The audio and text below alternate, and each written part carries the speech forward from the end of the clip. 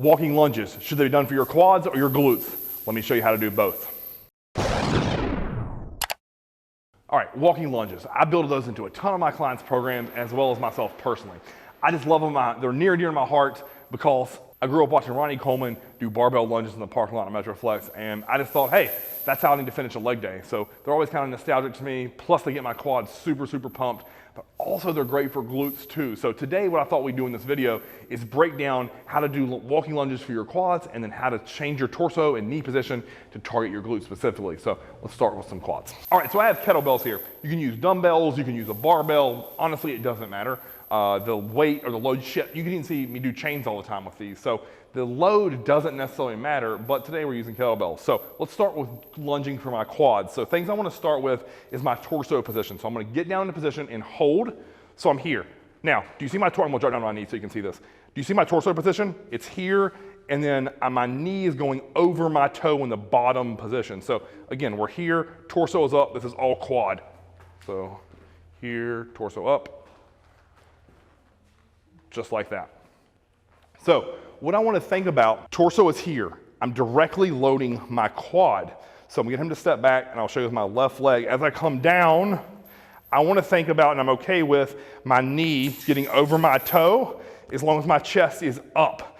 My quad is getting hammered here. Now, am I still getting some glute and hamstring? 100%. But at the same time, this is maximally stretching my quad and feels incredible. So we're here, and then we're up, and then I'll show you the other leg. Torso up, knee over toe, bam. That's how I lunge to directly target my quads. Again, like I said before, I'm still gonna get some hamstring in it, so I'm gonna get some glute in this, but I'm specifically targeting my quad in that motion. Now, let's pick these kettlebells back up, and I'll show you how I do it for glutes. All right, now, for glutes, got the kettlebells back in my hands, right leg forward.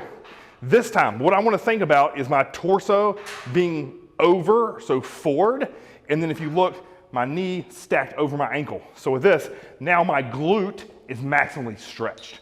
Quad, I still want to feel this, but it's targeting my glute. So I'm here on my torso, and then I'm forward. Bam. Bam. Bam. Look at that torso. That's going to stretch my glute. With those lunges, how I've always thought about that in my mind, right, is I want to do it like I'm doing a box step up. So if you look, if I'm going to do a box step up, you see how my glute is fully lengthened? Still, my knee is over my toe, so we're looking at this. This is really maximally stretching that glute. So when I go up, meaning drive it up, watch what I do with my torso. I go forward with it and then up.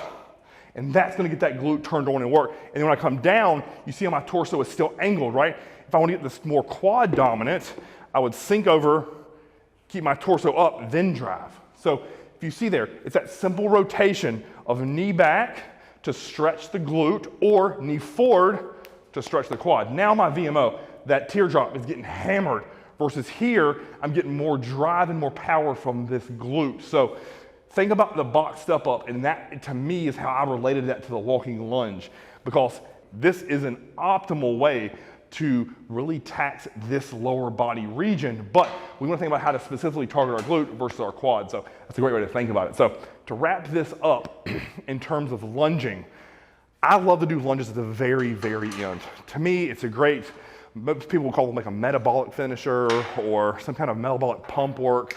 And I like to take the reps really high and north. So for example, on a hamstring glute day, I'll grab a couple 25-pound dumbbells and I'll walk 50 steps, drop the weights, walk 50 steps again. So 100 total reps. Then I'll rest 2 minutes, see how my legs feel. If they're smoked, I'll walk away. If I feel like I got a little bit more gas in the tank, I'll do 2 of those. So again, pick up the dumbbells, do 50 steps, drop the dumbbells, 50 steps, body weight, and we're done. On a quad day, what I really like to do is I like to structure that at the very end of the quad section before I go back into the hamstring RDLs. So what I like to do there is take a couple chains around my neck, go outside at elite, and just crank a ton, drop the chains, go again. And again, think about every single rep, driving my knee over my toe. So let me show you one little thing at the end. When I finish quads with lunging, I'll do them in normal speeds. Let me show you that. All right, so for demonstration purposes, we'll step back here a little bit. God, I'm lucky I didn't fall on my back. That would have been awful. All right, so for demonstration purposes, I'm gonna shortchange this, and let's say I'm my last 2 reps with weight. So I'm here, there, 1, 2, done. Now, When I drop those weights, watch this tempo change. I'm getting really good and exaggerated. Every step, thinking about hammering those quads. Pump. Pump. Upright torso, knee over toe, sinking them low, just like that. This is hammering my quads.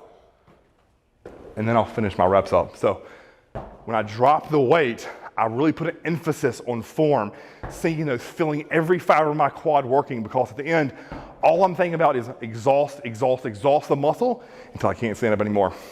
So if you like that video, guys, like, share, and subscribe. Comment below how you do your lunges.